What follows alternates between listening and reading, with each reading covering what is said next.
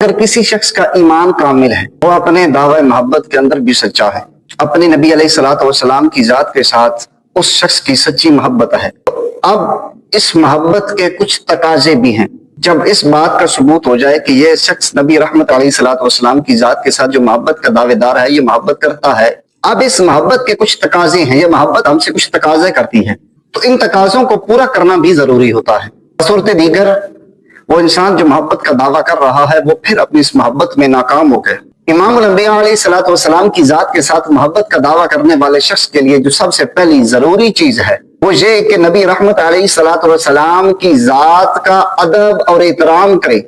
محبت کا پہلا تقاضا اللہ کے محبوب علیہ الصلوۃ والسلام کی ذات کا ادب اور احترام کرنا ہے۔ دنیا کے اندر یہ دنیا کا ضابطہ، اصول اور قانون ہے کہ ہر بڑے کا ادب اس سے چھوٹے نے سکھایا۔ کوئی بادشاہ تھا تو بادشاہ کا ادب اس کے وزیر نے سکھایا، کسی پیر کا ادب سکھایا تو اس کے دروازے پہ کھڑے اس کے مرید نے سکھایا، کسی استاذ کا ادب سکھایا تو اس کے شاگرد نے سکھایا، کسی عہدے دار کا ادب سکھایا، اس کے پاس دفتر میں حاضر ہونے کا طریقہ اور قانون اور رول سکھایا تو وہ اس کے دروازے پہ کھڑے اس کے چوکیدار اور منشی نے سکھایا۔ دنیا کا یہ اصول ہے، آپ اس کو جہاں مرضی ناپتے اور تولتے چلے جائیں، آپ کو ہر طرف یہ بات نظر آ جائے گی کہ ہر ادب والے کا ادب اس سے چھوٹے نے سکھایا۔ لیکن قربان جو آمینہ کے لال علیہ الصلوۃ والسلام کی شان اور ذات سے کہ جب آپ کے ادب کی باری آتی ہے تو پھر یہ ادب آپ سے چھوٹے نے نہیں سکھایا، یہ صحابہ نے ادب نہیں سکھایا، اہل بیت نے نہیں سکھایا،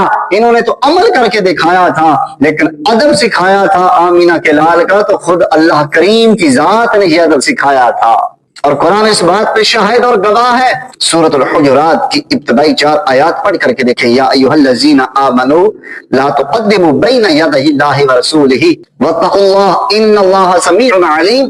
یا ایھا الذین آمنوا لا ترفعوا اصواتکم فوق صوت النبی ولا تجہروا له بالقول کجہر بعضکم لبعض ان تحبط اعمالکم وانتم لا تشعرون ان الذین یغضون اصواتهم عند رسول اللہ اولئک الذین امتحن اللہ قلوبهم للتقوى لهم مغفرۃ واجر عظیم ان الذین ینادونک من وراء الحجرات واکثرهم لا یعقلون۔ اب اگر کوئی شخص ایمانداری کے ساتھ سورۃ الحجرات کی ابتدائی 4 آیات کو پڑھ لے اور ان کو سمجھ لے تو اسے یہ بات پتہ چلتی ہے کہ رسول خدا صلی اللہ تعالی علیہ وسلم کا ادب تو خود اللہ کریم نے سکھایا اور فرمایا کہ میرے محبوب سے خود کو مقدم مت کرنا۔ یہاں تو لوگوں نے برابری کے دعوے کر دیے اور فرمایا کہ اپنی آوازوں کو میرے محبوب کی آواز سے بلند بھی مت کرنا۔ دنیا والوں کسی دستار والے، کسی جبے والے کے بہکاوے میں مت آنا۔ رسول اللہ صلی اللہ تعالی علیہ وسلم کی ذات کے ادب سے بڑھ کر کے کائنات میں کوئی تحفہ نہیں جو اللہ نے بندے کو عطا فرمایا۔ یہ خدا کا بندے پہ کرم ہے۔ کسی بڑے مجمع والے کے، کسی بڑی دستار والے کے، کسی بڑے جبے والے کا کوئی ایسا شخص جو رسول اللہ صلی اللہ علیہ وسلم کے ادب کے منافی بات کرتا ہے، ایسے شخص کے بہکاوے میں نہ آنا۔ میرے محبوب علیہ الصلوۃ والسلام کی ذات کا ادب وہ ادب ہے کہ وہ ادب صرف نبی رحمت علیہ الصلوۃ والسلام کی ظاہری زندگی میں نہیں تھا، بلکہ فاروق اعظم رضی اللہ تعالی عنہ